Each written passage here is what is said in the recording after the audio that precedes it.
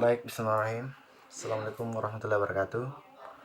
Perkenalkan, atas nama Junedi Syapar dari Fakultas Keguruan dan Ilmu Pendidikan, jurusan Pendidikan Sosiologi di Universitas Muhammadiyah Makassar.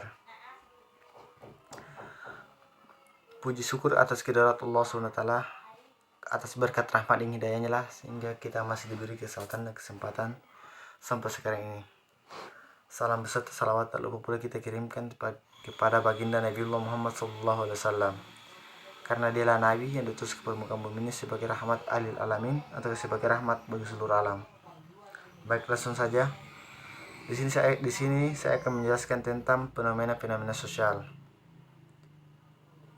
Di mana fenomena sosial tersebut saya akan mengaitkan dengan teori sosiologi politik oleh Bapak Profesor Damsar. Di mana fenomena sosial tersebut bertema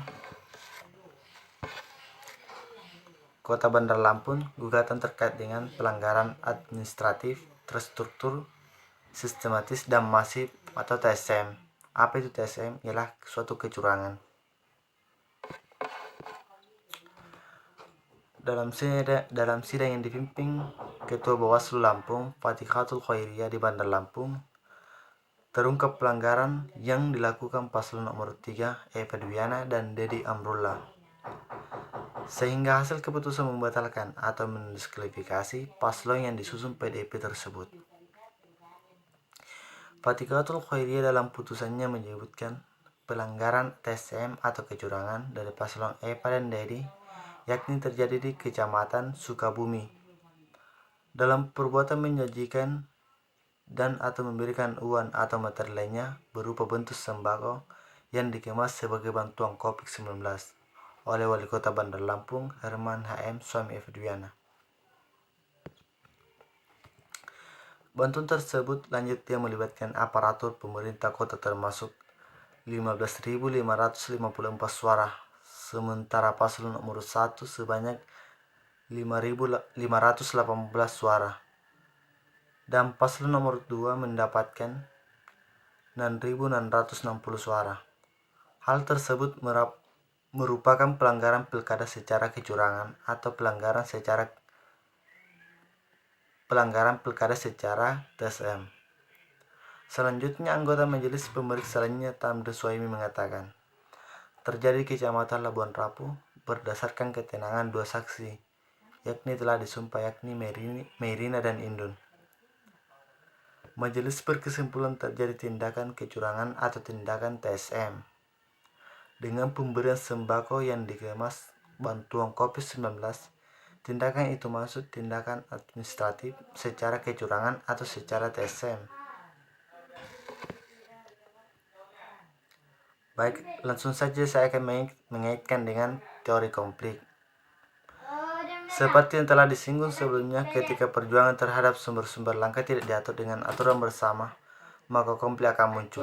Konflik mencakup usaha untuk menetralkan, merusak, dan mengalahkan lawan. Konflik menghasilkan perpecahan di satu sisi, tetapi juga dapat meningkatkan solidaritas atau integrasi di sisi lain.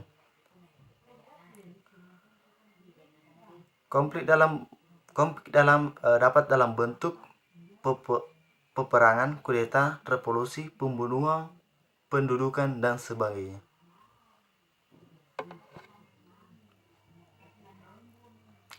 Di mana saya menjelaskan tentang konflik tersebut, yaitu mengalahkan lawan. Di mana saya menjelaskan sebelumnya, berdasarkan keterangan dua saksi yang telah disumpah yakni Merina dan Indun, majelis berkesimpulan terjadi tindakan TSM atau tindakan kecurangan, suatu cara untuk mengalahkan lawan. Pemberian sembako yang dikemas sebagai bantuan COVID-19, tindakan itu maksud tindakan administrasi secara kecurangan atau biasa disebut dengan tindakan cara untuk mengalahkan lawan. Dalam putusan sidang tersebut membatalkan paslon nomor 3 pada Pilkada Wali Kota 3 dan Wakil Wali Kota Bandar Lampung. Ketiga, memerintahkan kepada KPU Kota Bandar Lampung untuk membatalkan keputusan terkait dengan penetapan terlapor sebagai pasangan dalam calon pemilihan. KPU sebelumnya telah menetapkan paslon nomor 3 tersebut sebagai pemenang Pilkada Bandar Lampung dengan raihan suara 57,3 suara. Atas keputusan sidang majelis pemeriksa, terlapor dapat menyampaikan keberatan kepada Bawaslu Republik Indonesia paling lambat 3 hari sejak keputusan dibacakan. Selain itu, terlapor juga dapat mengajukan upaya hukum lainnya kepada Mahkamah Agung paling lama 3 hari kerja terhitung sejak keputusan KPU Kota Bandar Lampung ditetapkan. Baik, di mana saya menjelaskan tentang sebelumnya tentang teori konflik dan saya menjelaskan teori struktural konflik. Teori struktural konflik menjelaskan bagaimana struktur memiliki konflik. Berbeda dengan teori struktural fungsional yang menekankan pada fungsi dari elemen-elemen pembentuk struktur. Terus teori struktural konflik melihat bahwa setiap struktur memiliki berbagai elemen yang berbeda. Elemen berbeda tersebut memiliki motif, maksud, kepentingan, atau tujuan yang berbeda pula. Perbedaan tersebut memberikan sumbangan bagi terjadinya disintegrasi, konflik, dan perpecahan.